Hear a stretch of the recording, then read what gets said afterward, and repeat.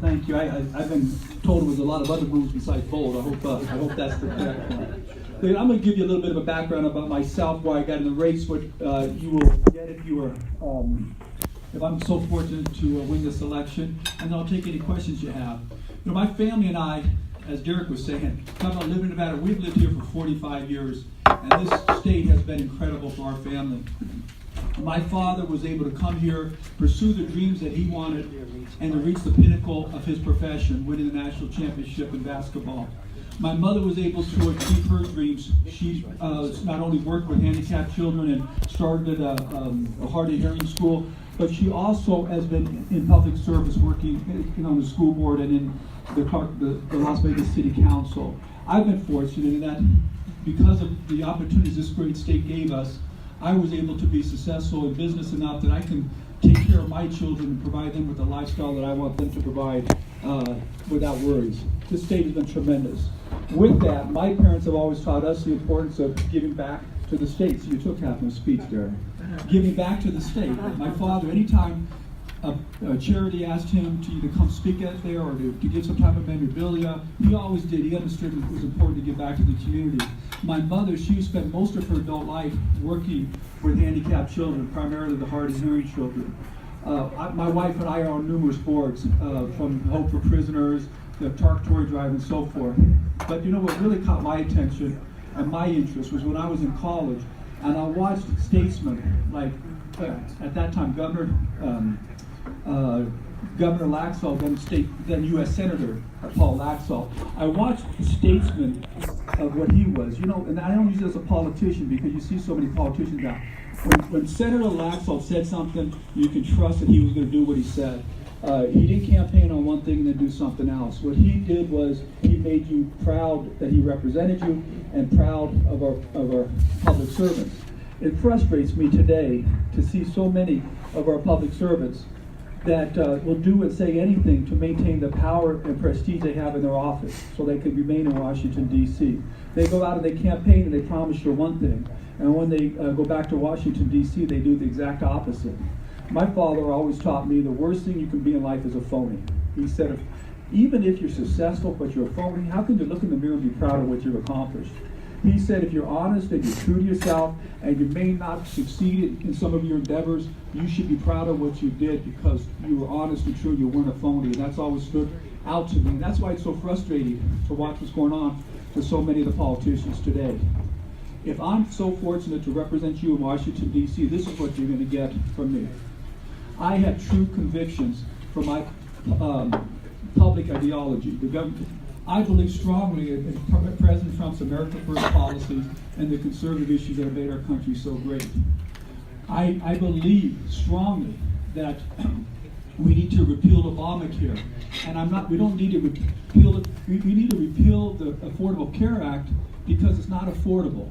People, hardworking middle class Americans like myself and my family, we've seen our premiums increase 500%. Our deductibles have gone up 500%. Our copay has gone up 400%.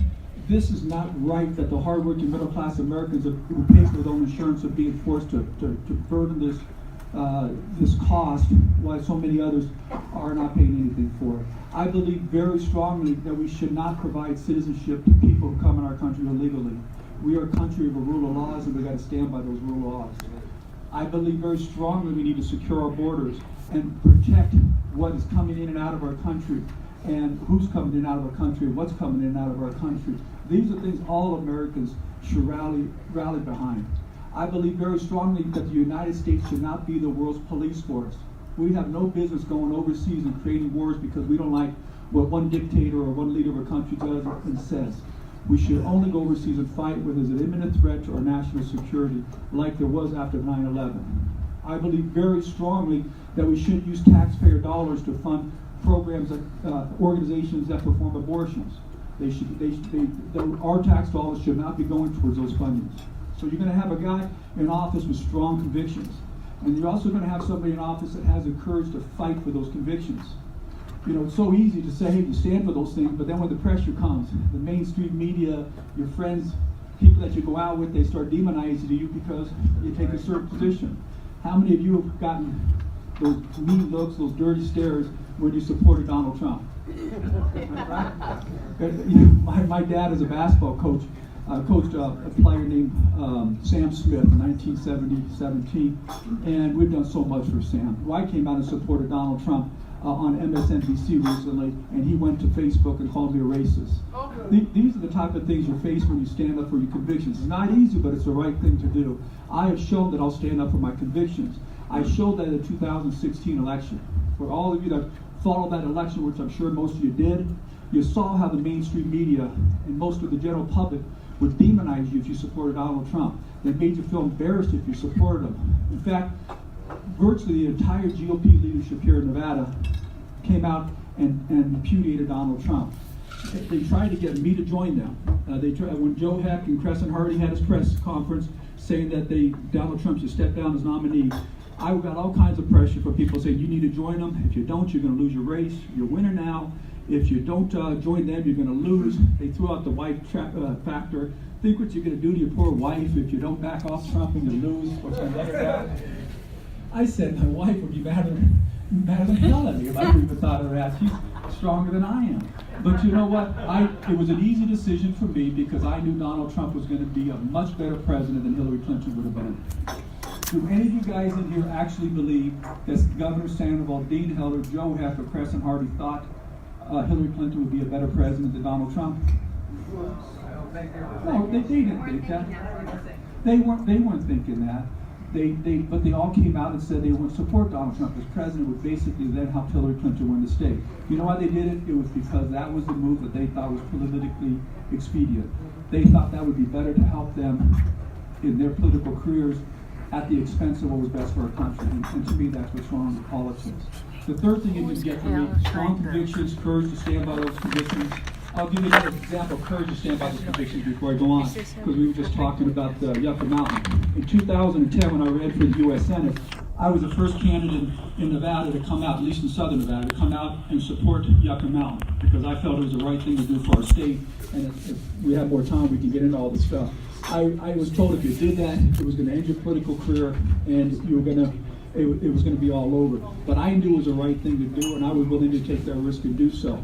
Recently, I was at an event with Michael Roberson. You know Michael Roberson, our former majority leader of the state, and I ran against him in the last election, but we are on pretty good terms now. And he came up to me at the event, and he said, Danny, I really got to admire you here. And I'm thinking to myself, what's he going to say? You know, I saw those things you said about me on TV. But he said, I admire that you come out when I know your political consultants have told you not to do this. You've come out and done it anyways, and it usually works for you politically. And I said, Michael, you got it all wrong. I don't do those things because it's a politically correct thing to do. I do those things because it's the right thing to do. And if it's the right thing to do, it'll come out in the long run and be beneficial to you. And it's just having courage of your conviction.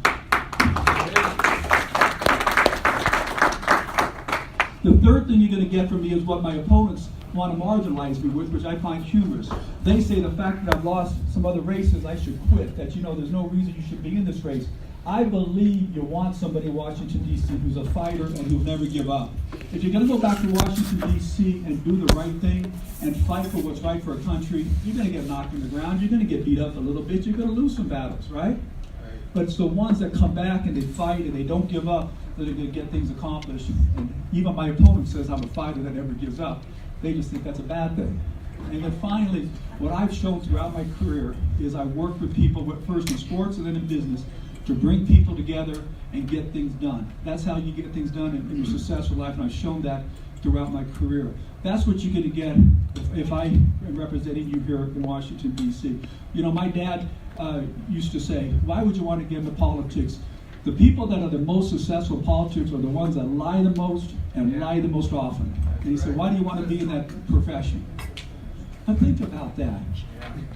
This, representing you, our citizens here of the country, is one of the most important things for the benefit of our country. Why would you want people in office who lie about things, who aren't telling you the truth? Why would you want to reward people that aren't being honest to you? Now look, at every race I've been in, I've had to run against the establishment on the Republican side and the Democrat side. and I've won more of those than I've lost. But I end up losing some in the general elections primarily because I stood up for what I believed in. I ran races and we talked about why I would be a better candidate. And every election, the establishment spends millions of dollars. I tried to add it up the other day. It's over $15 million they spent against me, lying and defaming me and saying I've done things that aren't true. I sued the first person, won the first defamation lawsuit in the state's history against that person, and I sued the last person. And I've already won the first order by the judge in that case too, and I want to win that too. But that doesn't make up for me not being in office and having the people that lie in office. So when you follow this campaign and you hear things that you say, God, could that actually be true? Just go to the website. We're going to have in there all the true facts. And then say to yourself, do I want somebody in office who's making up these lies, or do I want somebody who's there telling the truth? Now, I want to say two things that I want to dispel two statements or myths my opponent is saying in this race. I don't want to get into too much negative stuff on my opponents, but I believe I have to say two of these things. And then I'll finish up and take questions. First, Dean Heller came out and opposed Donald Trump in the 2016 elections. Boom. Now, he said 2 weeks after I got in the race that he actually voted for him. It's the first time he ever said that. But during the campaign, he made these comments. I vehemently oppose her nominee. He said, let me be very, very clear, I do not support Donald Trump. And he said, I don't believe Donald Trump is good for the people of Nevada. Furthermore, I believe if you follow the 2016 elections, the reason that GOP candidates did so poorly, actually did horrible, none of us won a contested race, is because the entire GOP came out and repudiated Donald Trump. And it culminated on that press conference that Joe Heck and Crescent Hardy had. And Dean Heller was there supporting, if not encouraging, Joe Heck at that press conference. In fact, here's a picture of that press conference with Dean Heller on stage. Now look at this. The reason I bring that up is because that leads me into the second thing that is dishonest with what Dean Heller is trying to tell people about this race. Dean Heller saying, Danny Tarkanian can't win a general election and I can, so therefore you should vote for me. I find that so disingenuous. When I lost my race in 2016 by 1%, the closest race anybody in Nevada had, closer than Joe Heck, closer than Donald Trump, and I lost by 1%. How many of you sit here today don't think that at least 1% of the GOP did not come out and vote because the top of the GOP elected officials said, don't vote for our candidate because I won't. So Dean Heller is part of the reason I lost my race, and then he wants to use that against me saying I can't win. And that's just false. Look, I lost the closest race in Nevada's history in Nevada last election. They spent the most money in any race in Congress, $8.5 million. They did a character assassination against me, which I've sued the lady. I got her in court, and the judge said in the first order, the three statements she made in those attack ads were not true. They were substantially similar to the ones I won a defamation lawsuit on already. She knew about the lawsuit so we could show malice, and I had a likelihood of success in the merits. So when I get to run against her in the general election, I don't have that weight of the entire GOP being against the top of the ticket. I'll be on the top of the ticket with Adam Laxalt or Dan Schwartz. They're not going to be able to make those attack pieces against me because I got her in court, and we're going to be able to explain to the people who voted against me the last election, this is what a district court judge, who's also a Democrat incidentally, said about these allegations. I got a great chance of beating her in the general election. Now on the other side, I don't think Dean Heller has any chance to win. You don't have to take my word for it. You just look at what's happened in history. Okay? First of all, Dean Heller won his last race by 1% against the most flawed candidate that maybe ever ran in Nevada, Shelley Berkeley. 10% of the voters didn't vote for anybody, none of the above, or another candidate. So he's already starts off with a small margin. But look what happened the last election. Joe Heck was winning in every single poll, and as high as 5% in the polls before he had that infamous press conference. After he had that, he never led again in the race, and he lost the race. Now, Joe Heck's a doctor, he's a brigadier general. He never flip-flopped on issues, at least not ones that I know of, and he still lost. Well, how does Dean Heller think he's going to win as a never-Trumper if Joe Heck could win as a never-Trumper? So again, I wouldn't even be bringing these things up, but these are the things Heller is sending out in his email blasts, in his fake websites they have and other things. And I think it's important for me to at least address those when I get the chance to talk to people. So that's why I brought those things up. Now, what I'd like to do, which is what these meetings should be about, I'd love to answer any questions you have about any policy positions I have, or anything else you want to ask me. So I'll open this up.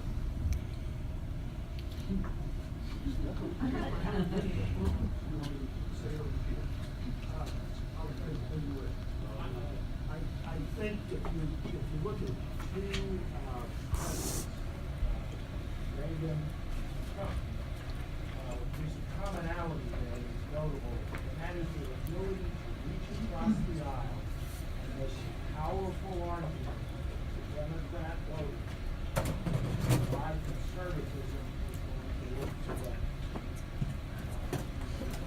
Trump is, I think he's president because of that.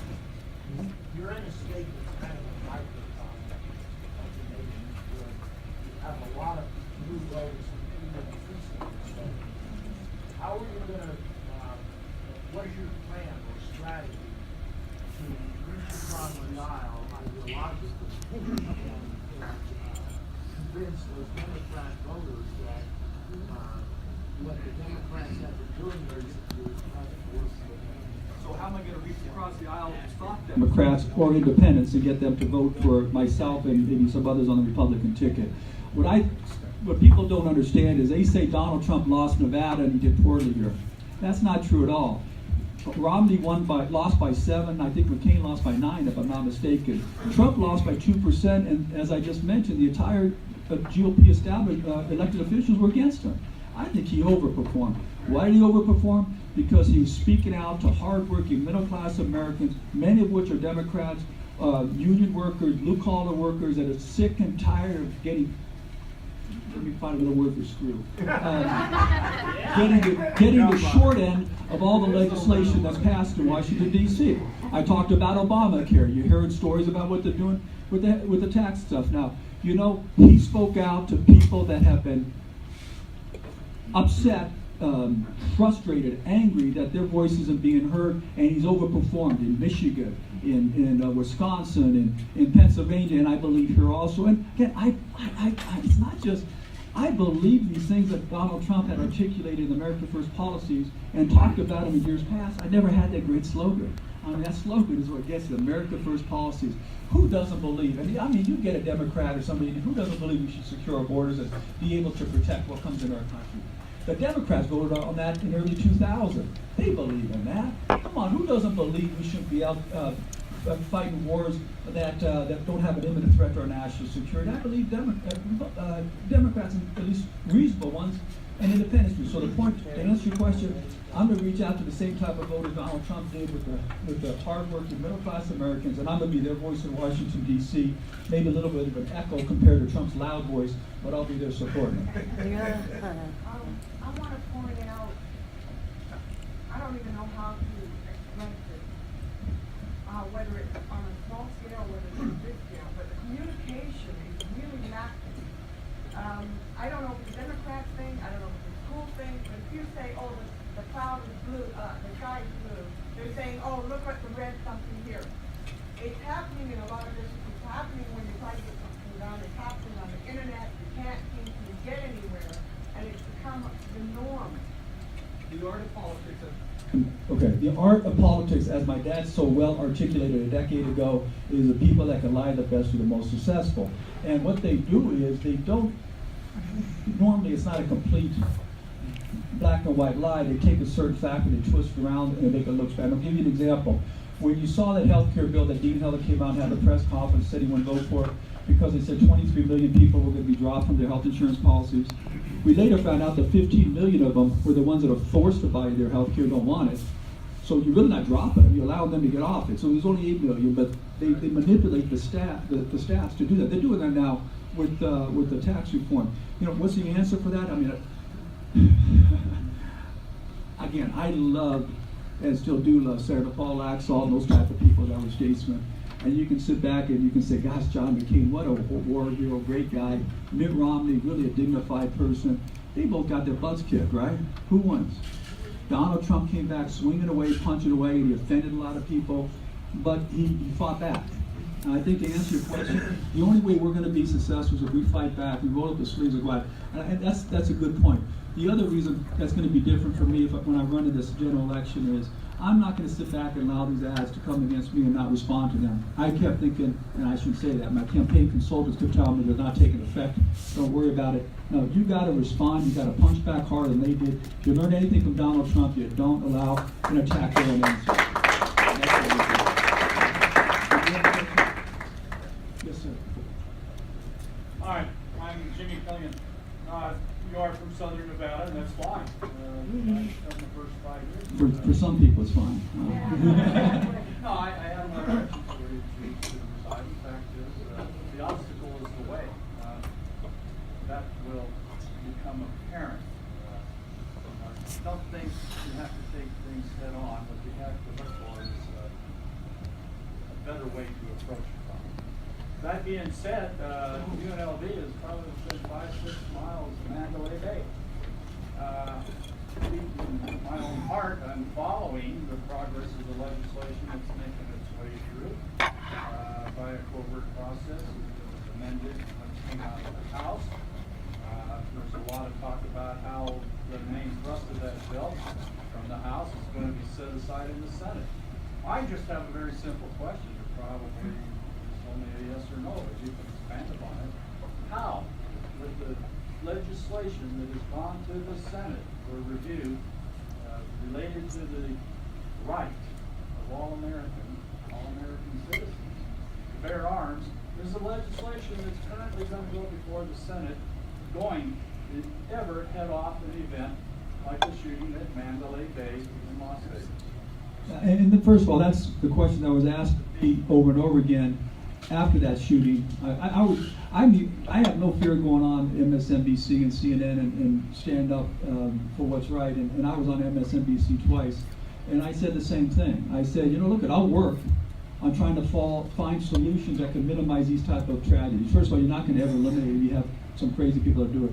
If there's a way to minimize them, but at the same time protect our Second Amendment rights, I would be open to hear and discuss it. But no one has mentioned one that would have stopped not only the one in Mandalay Bay and other places. Now, ironically, because I made that statement that I would be open to listen to anything that would minimize these type of activities as long as we protect our Second Amendment rights, Dean Heller has sent out email blasts saying I am in favor of gun control, which again is such a lie.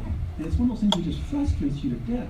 How you can twist that around, but they take the small part saying I'm open to listen to alternatives, and they leave out the last part about the Second Amendment. Look, you got crazy people in this country. If it wasn't the guns, the automatic weapons that he had, look what happened in New York with the bombs.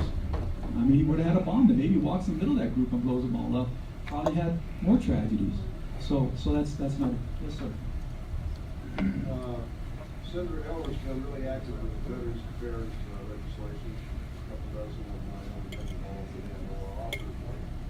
Where you stand taking over that, his senior status, and he becomes one of the No, from what I hear, he's done a very good job, particularly with constituent services. He has a lady that works for him there that I've been told is just phenomenal from some of the veterans that I spoke with.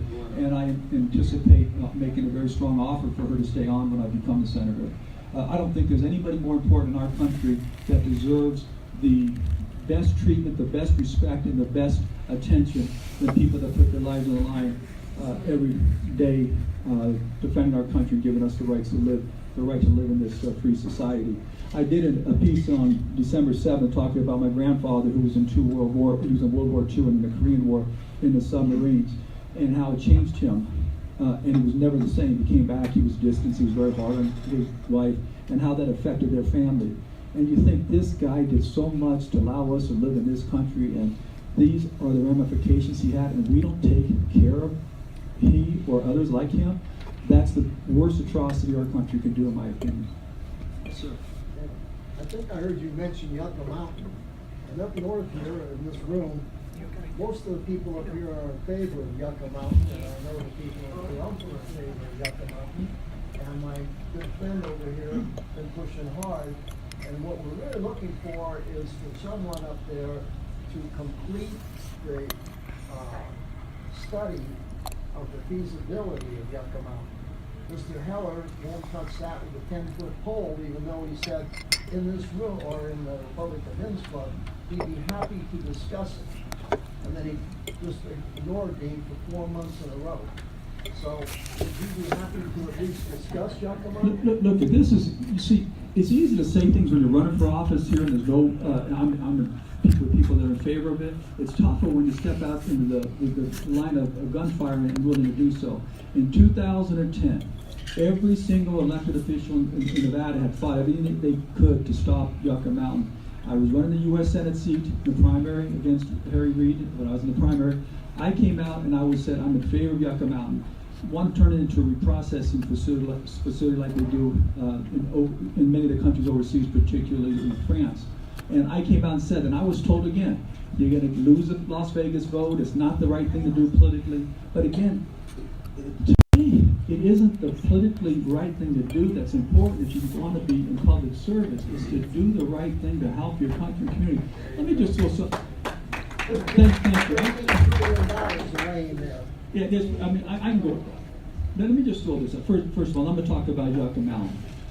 When we all are about to lay flat on our backs and they're going to put us in the ground, the awards you won, the money that you earned, the titles that you had, what good are they?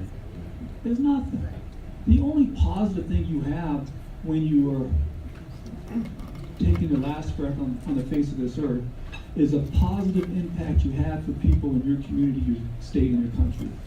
That should be the primary purpose. And if that's what motivates people to run for public office, we'd have great public servants. It's the ones that want to run there so they can have the prestige and power and to do whatever it takes to maintain that there. Okay, Yucca Mountain, I'm just going to give you my tidbits. $89 billion project. To put that in perspective, that's about 42 times as much as it costs to build the Wynn Hotel. That's the kind of construction project you're going to have. Then you're going to have the money comes from reprocessing the nuclear spent fuel. And how much did you say that was worth right now? 13 trillion. 13 with a T. Okay, so $13 trillion of an asset that we could reprocess and sell would have that. We turn Yucca Mountain area into a research development of all alternative energies, if you want, not just a nuclear power, but it would be the world-class place in the whole, it would be the best research and development of energy in the whole world here. It would make UNLV and UNR and universities off the charts. And the risk is very minimal. I mean, they talk about transporting it in. There hasn't been an accident of transporting nuclear spent fuel in decades, and we've been doing it for, 30, 40 years now. The arguments against it is this. The federal government forced Nevada to take it in the late 80s. So the elected officials, Dean Heller was one in the early 90s, Sandoval was one. They all said, no, we're not going to do this. Harry Reid was one. They're trying to screw us, so we're going to try to fight back and stop it. But quite frankly, we're going to lose even if we don't. If we really don't want it, we're going to lose anyways, and they're going to stick it to us, and they'll stick it to us under their terms. Why don't we try to get our terms? We want a reprocessing facility. We reprocess and not just store it. It'll be a biggest economic boost the state's ever had. You talk about being able to fund education, being able to fund healthcare. We won't have to have middle-class Americans like us paying You know what? I paid $480 a month for my health insurance before Obamacare. This year it's $1,840. $1,000 deductible before $5,000 now. You won't have these problems. You can have Yucca Mountain pay for all these things. They can fund KG. You don't have to have the largest tax increase in state's history. This is the right thing to do.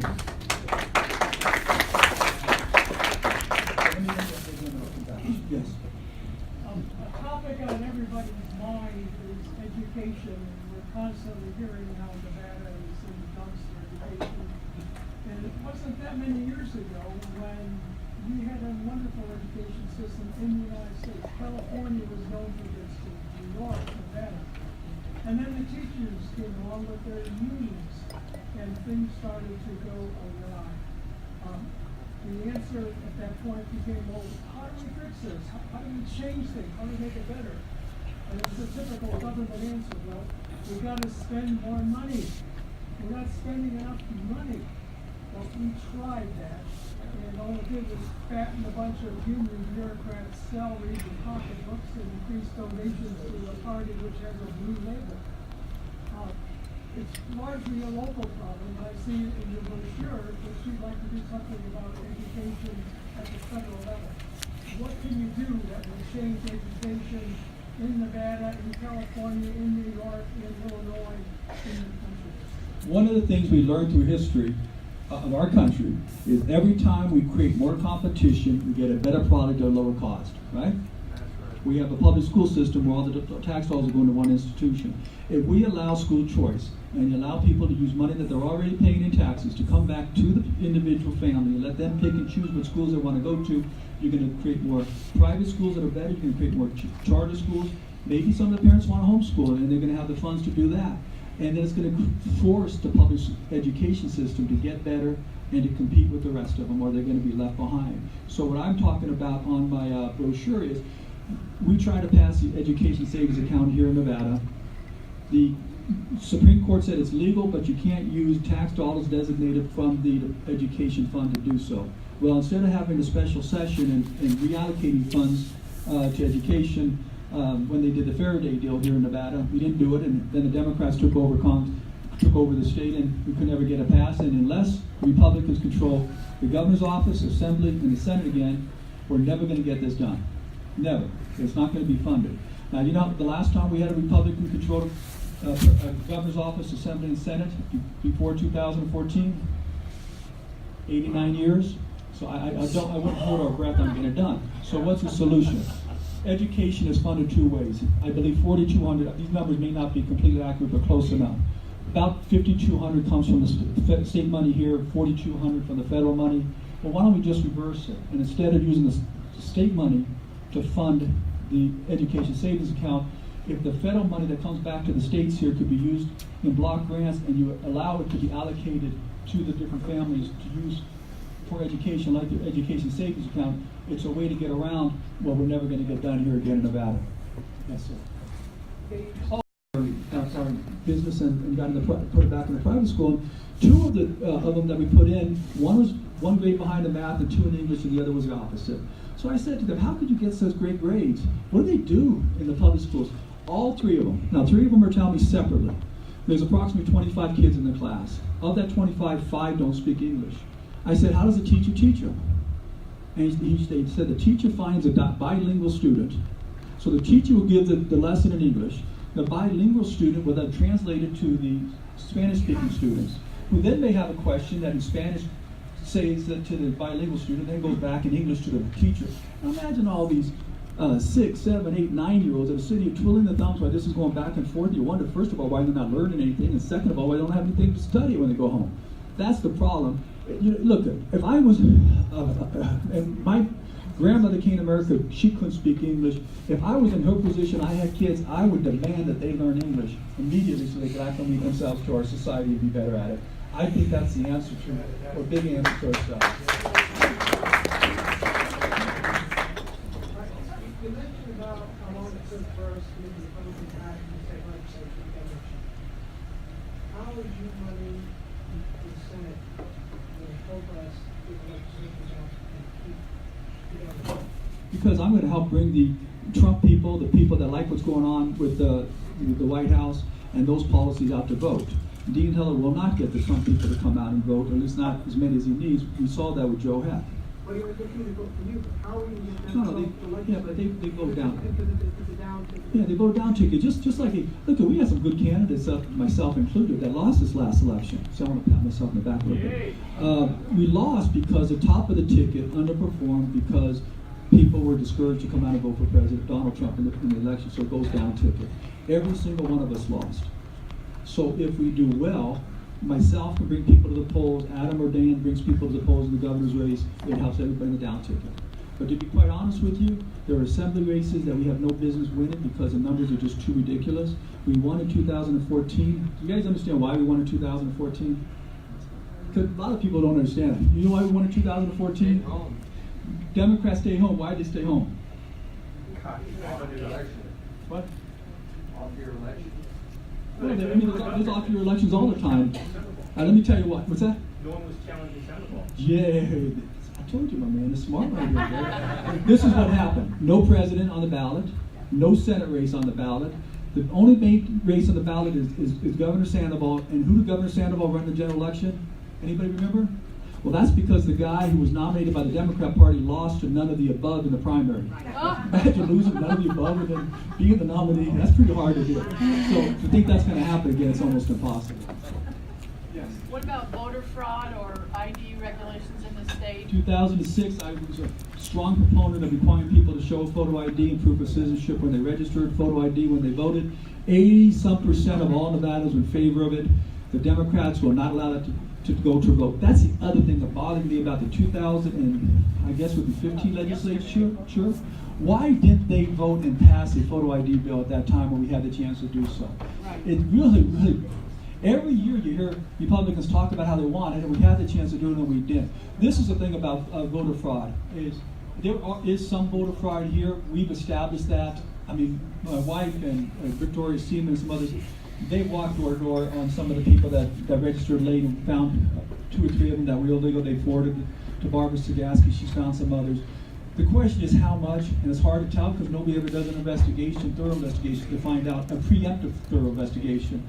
What I hope to happen is I hope that when I win the primary, we'll get in the general election, I have a chance to sit down with President Trump and I say, listen, you need to get you guys out here, you need to monitor what's going on here, the AG's office, the FBI, and make sure everything's done in the up and up. It's the only thing you can do. Don't misquote me and say I'm saying voter fraud caused anybody to lose. I don't know for sure. I'm just saying we don't know because there's never really been a preemptive investigation on it. It's always post after it happens and you find a couple of them and say, oh, we found 2, okay, let's move on.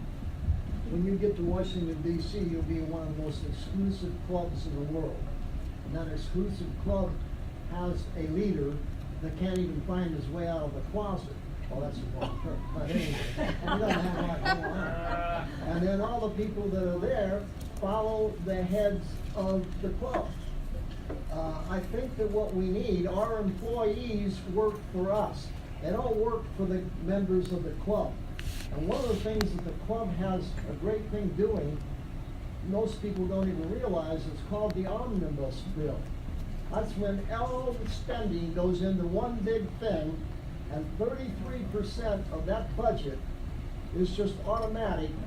And if we didn't have that, we'd have a hell of a lot less need for taxes if we could just get them to do what constitutionally they're supposed to do.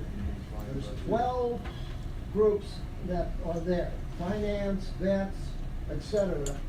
And so we need to get away from that. I'm all in favor, and I think you're absolutely right. One vote, one issue, one vote, and so you know what you're voting on. You're not putting these riders and attachments on that nobody would vote for if it wasn't on a bill that had to be passed. The second thing I think is very important is term limits. I've signed the term limit pledge. I think the term, right now, you know, right now in Nevada, the only people that are not on term limits are your congressmen and senators. Everybody else is. It's probably the ones that need it the most.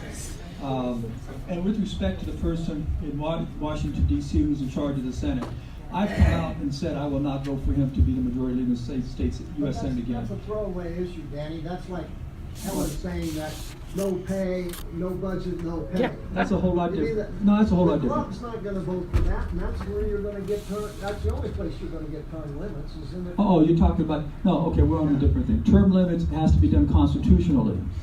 It can't be done. It's not going to be done to the politicians. Okay, so what's your alternative? Huh? What's your alternative? Hey, you just market. It got passed here. It got passed in many other states, and it's the people have got to hold their representatives responsible. And then they could have a convention and they could pass. The bill out, McConnell. No. It'd have to be a constitutional amendment. You'd have to have a constitutional convention and pass another amendment like they did before. But I want to get to McConnell. So, because this is a big distinction between myself and Senator Heller, is Mitch McConnell. I've come out and said I'm not going to support Mitch McConnell. There's a number of reasons, but let me tell you the big. Well, thank you. Dean's 100% behind Mitch, and you know why? Mitch McConnell came out and he said, "I'm going to support every elected senator I have, irrespective of anything. I'm going to support them." So he's telling you that even if you have a senator that doesn't support the president, doesn't support his America First policies, you're going to support him just because he's an elected official? You're going to protect your swamp? You're going to protect the people that are going to vote you back in office? To me, that's disgraceful. That's repudiating your responsibility to do what's best for your country. And I've come out against McConnell. Heller is fully supportive of him. And the reason he's fully supportive of him is because McConnell's promised to put billions of dollars in his primary to try to beat me. But he tried that in Alabama. That didn't work. Yes. Well, you talked about having money come back from the Department of Education. I am so not interested in keeping these 5 counties in Washington, D.C., the richest. When are we going to get rid of that stupid Department of Education with all this stuff done globally for us, and it's worked so well? And I think keeping our money here and using it might be a little more beneficial than waiting for it to come back from the almighty Washington. Well, I mean, we can hope that we eliminate the Department of Education and give us money, but if we eliminate it, they're just going to spend it somewhere else. And we have needs for our education system that the federal government's providing. The problem I see in it is they do if you don't do what we tell you to do education-wise, you don't get your own money back. Right. That's the big problem. That's the common core. What I was proposing is we take back in proportion of what's paid and you give it to the education counties, Clark County the school districts, and allow them to decide. Well, it can't be the public school system. You're going to have to give it back to the states and let the states decide how to use it. And I would be in favor of using it to fund the education savings accounts. I don't know if that didn't answer your question real well, but you're not going to completely eliminate it. If you did, even if you did, you're not going to get the money from it. They're going to spend it in another department. Yes. I have a zinger. I'm sorry. I'm going to play devil's advocate a little bit. It's my understanding that senior senators get to choose, get to nominate. You want me to? Can't hear me? Wait a minute. Senior senators get to nominate federal judges for their state, and it would be awful to have Catherine Cortez Masto be nominating my judges.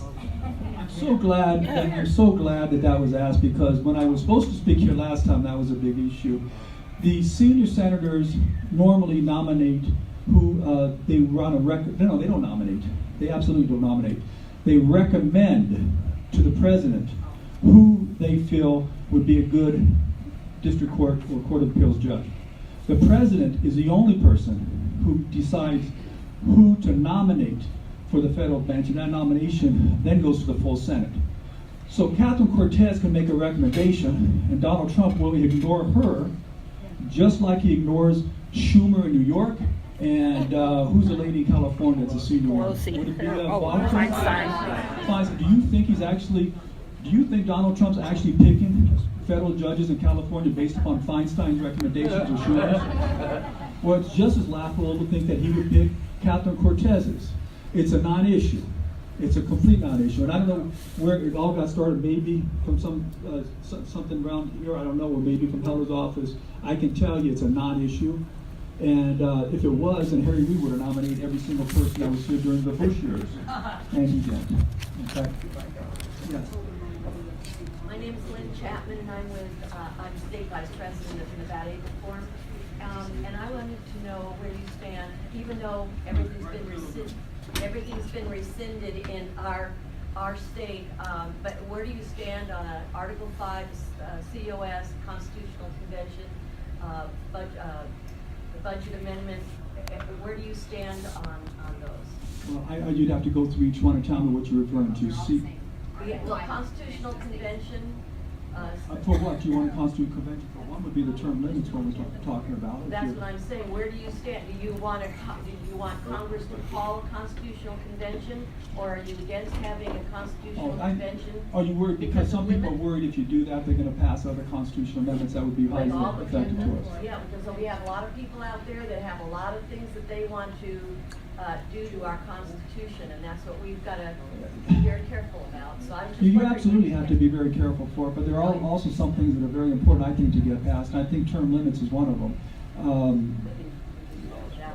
Balanced budget amendment would be very important.